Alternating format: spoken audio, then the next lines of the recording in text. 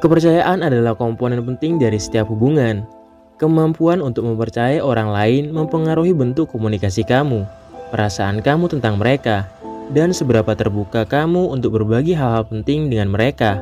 Itu bahkan mempengaruhi jumlah waktu dan upaya yang ingin kamu investasikan dalam hubungan tersebut. Sayangnya, tidak semua orang bisa dipercaya. Beberapa orang hanyalah pembual, dan jika kamu tidak ingin terluka, kamu harus dapat mengenalinya sebelum terlambat.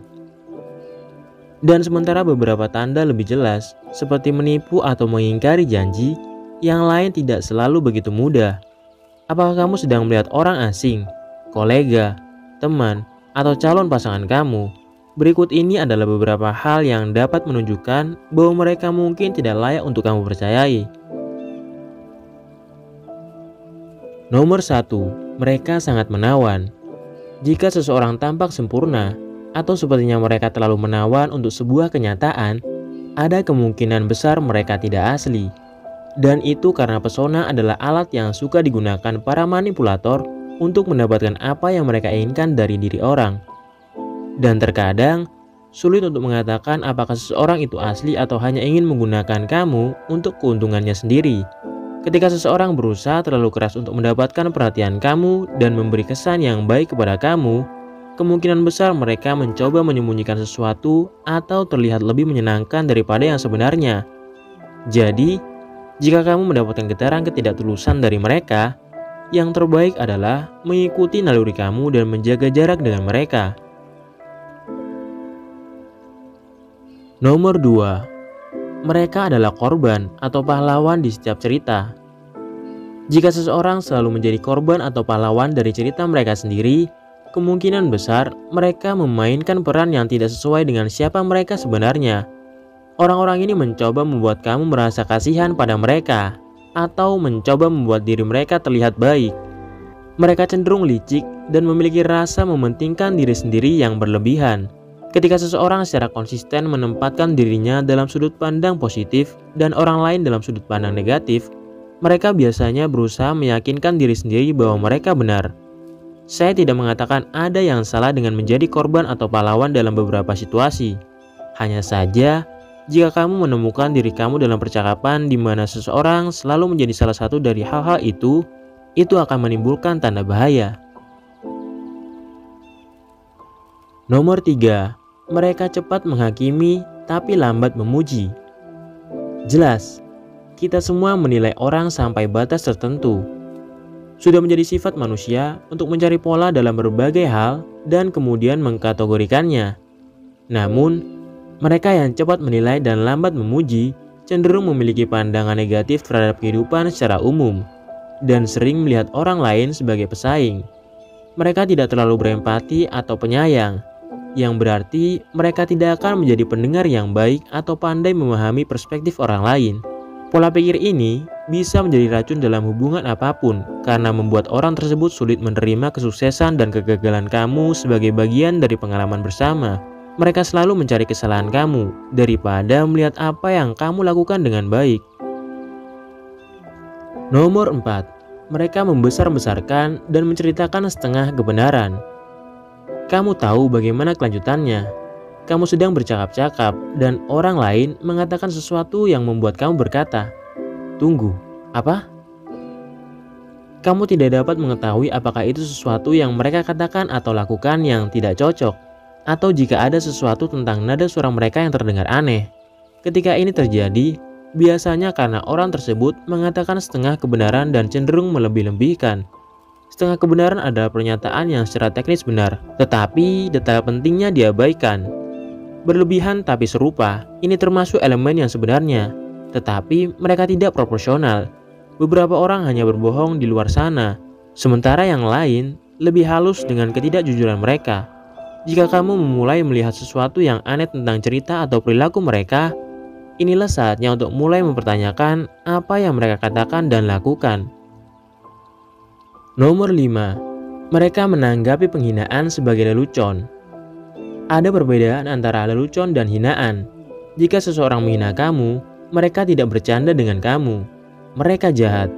Ini biasanya merupakan tanda bahwa mereka tidak menghormati kamu, atau perasaan kamu, atau bahwa mereka merasa lebih unggul dari kamu. Sedikit sarkasme adalah satu hal, tetapi jika kamu secara teratur dihina dan bahkan tidak dianggap sebagai penghinaan, ini pertanda buruk. Jika seseorang mengolok-olok kamu, mereka mungkin tidak memikirkan yang terbaik untuk kamu. Mereka hanya berusaha membuat diri mereka merasa lebih baik dengan menjatuhkan kamu. Tanyakan pada diri kamu, apakah orang ini sengaja membuat kamu merasa tidak enak atau mencoba membangkitkan semangat kamu. Jika demikian, mungkin yang terbaik adalah memotongnya. Nomor 6. Mereka tidak dapat menerima pendapat orang lain.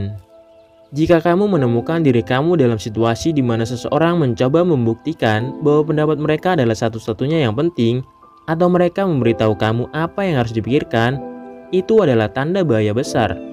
Tidak ada salahnya memiliki pendapat yang kuat, tetapi kamu harus merasa nyaman membagikan pemikiran dan ide kamu sendiri tanpa khawatir dihakimi atau dikritik karenanya. Jika seseorang terus-menerus meremehkan kamu atau menutup kamu, mereka mungkin tidak boleh dipercaya. Orang-orang seperti ini berpikir bahwa pendapat mereka adalah fakta dan mereka mengabaikan yang lain. Mereka biasanya licik dan suka mengontrol, dan ingin semua orang setuju dengan mereka dan berpikir seperti mereka. Nomor 7. Mereka mengabaikan batasan kamu. Kepercayaan dibangun di atas rasa hormat dan pengertian. Jadi, jika seseorang tidak menghormati batasan kamu dan ingin melewatinya, itu bukan pertanda baik yang akan datang.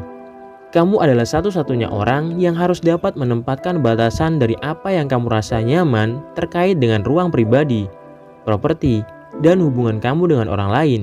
Jika seseorang mendorong kamu untuk melakukan hal-hal yang tidak kamu sukai atau membuat kamu merasa tidak enak karena mengatakan tidak, itu berarti mereka tidak terlalu mempedulikan kamu. Dan itu bukanlah situasi yang sehat bagi siapapun yang terlibat. Nomor 8. Mereka membuat alasan untuk perilaku mereka. Orang yang dapat dipercaya mengakui kekurangan mereka dan bertanggung jawab untuk itu. Mereka juga menerima kritik tanpa bersikap defensif atau marah. Jika seseorang selalu membuat alasan mengapa mereka bertindak dengan cara tertentu atau mereka membelokkan kesalahan kepada orang lain, itu karena mereka tidak dapat mengidentifikasi kesalahan apapun dalam perilaku mereka sendiri.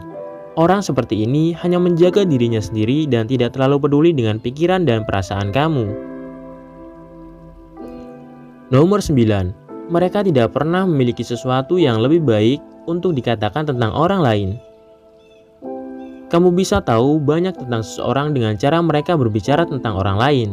Dan sementara ada banyak hal buruk di luar sana, ketika seseorang hanya melihat yang terburuk pada orang lain, itu pertanda buruk. Lagi pula, jika mereka tidak pernah memiliki sesuatu yang baik untuk dikatakan tentang orang lain, mereka sendiri mungkin tidak terlalu disukai. Jadi, jangan percaya pada orang yang terus-menerus menjelek-jelekan orang lain. Kamu bisa yakin mereka juga tidak mengatakan hal baik tentang kamu. Nomor 10. Mereka memiliki cara membuat kamu merasa berhutang pada mereka. Taktik yang sangat manipulatif ini dapat membuat orang lain tampak melakukan sesuatu yang baik untuk kamu, padahal mereka hanya mencoba mengeluarkan sesuatu dari kamu. Mungkin sulit untuk mengetahui perilaku ini pada awalnya, karena orang yang melakukannya seringkali sangat pandai membuat motifnya tampak murni. Mereka tampil tanpa pamrih dan perhatian, padahal sebenarnya mereka hanya berusaha mendapatkan apa yang mereka inginkan dari situasi tersebut. Orang yang cenderung membuat orang lain merasa berhutang budi kepada mereka adalah orang yang suka mengontrol setiap keadaan. Mereka ingin tahu bahwa mereka lebih unggul dan tidak peduli dengan perasaan atau keinginan kamu. Mereka ingin merasa seperti mereka memegang kendali. Nomor 11. Mereka terlalu melindungi privasi atau masa lalu mereka. Ada banyak alasan orang melindungi privasi atau masa lalu mereka. Misalnya, seseorang mungkin sedang dalam proses transisi hidup yang signifikan dan belum ingin memberitahu orang lain tentang hal itu. Atau mungkin mereka telah melalui beberapa hal yang sangat sulit dan tidak ingin menghidupkannya kembali. Juga ada hal-hal tertentu yang lebih baik dirahasiakan.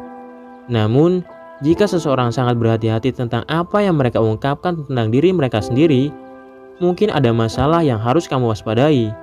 Maksud saya, jika mereka tidak mau berbagi tentang diri mereka sendiri, bagaimana kamu bisa mempercayai mereka? Nomor 12, lingkaran sosial mereka cukup banyak berubah. Wajar jika beberapa teman datang dan pergi sepanjang hidup, tetapi jika seseorang memiliki sahabat baru setiap bulan, itu bisa sangat menjadi pertanda bahwa mereka tidak dapat dipercaya seperti apa yang kamu kira. Mereka tentu tidak terlalu setia atau dapat diandalkan, dan mereka mungkin rentan terhadap drama. Jika seseorang terus-menerus mengubah lingkaran pertemanannya, itu mungkin karena mereka tidak dapat berkomitmen pada salah satu dari mereka. Dan itu berarti mereka mungkin juga tidak dapat berkomitmen kepada kamu. Sangat penting untuk bisa mempercayai orang, tetapi penting juga untuk tidak percaya secara membabi buta. Pada akhirnya, kamu harus menilai karakter seseorang, dan tanda-tanda ini pasti menimbulkan kekhawatiran yang membuat kamu mempertanyakan motif dan niat mereka.